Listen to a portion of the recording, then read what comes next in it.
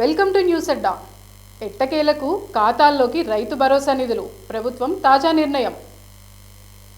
రైతులకు కీలక అప్డేట్. కొంతకాలంగా వేచి చూస్తున్న రైతు భరోసా నిధుల విడుదలపైన స్పష్టత వచ్చింది. సంక్రాంతి సమయంలోనే రైతుల ఖాతాల్లో రైతు భరోసా నిధులు విడుదల చేస్తారని తొలుత భావించారు. అయితే అమలు కాలేదు. ఇదే సమయంలో మున్సిపల్ ఎన్నికల షెడ్యూల్ విడుదలకు రంగం సిద్ధమవుతోంది. కాగా ప్రభుత్వం ఇప్పుడు రైతు భరోసా నిధుల విడుదలపైన తుది కసరత్తు చేస్తున్నారు. రైతుల ఖాతాల్లో జమ చేసేందుకు ముహూర్తం దాదాపు ఫిక్స్ చేశారు. విడతల వారీగా నిధుల చెల్లింపు పూర్తి చేయాలని నిర్ణయించినట్లు సమాచారం. రైతు భరోసా నిధుల విడుదలపైన ఎట్టకేలకు స్పష్టత వచ్చింది.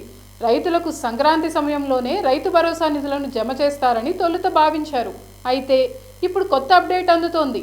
అదే సమయంలో రైతు భరోసా అమలు, అర్హత పైన ప్రభుత్వం కీలక నిర్ణయం తీసుకుంది. ఇప్పటి వరకు పథకం అందుకుంటున్న లబ్ధిదారుల్లో తాజా అర్హతల మేర కోత విధించారు.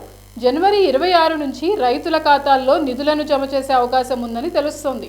పంట సాగు చేస్తున్న భూములకు మాత్రమే ఈ పథకం వర్తింప చేయాలని ప్రభుత్వం డిసైడ్ అయింది. అందులో భాగంగా శాటిలైట్ సర్వే ఆధారంగా పంట భూములను గుర్తిస్తోంది.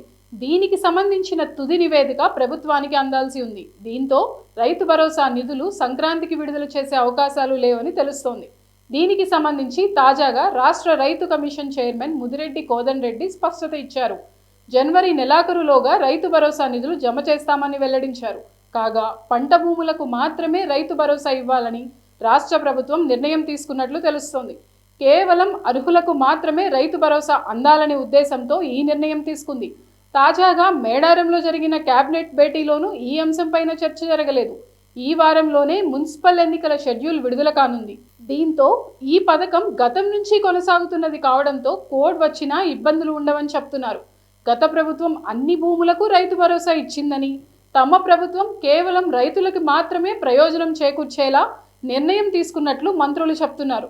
వ్యవసాయ యూనివర్సిటీతో కలిసి శాటిలైట్ సర్వే చేయించి ఆ నివేదిక ఆధారంగా పంట సాగు చేస్తున్న భూములను గుర్తించి వారికి మాత్రమే రైతు భరోసా అందించాలని ప్రభుత్వం తాజాగా నిర్ణయించింది.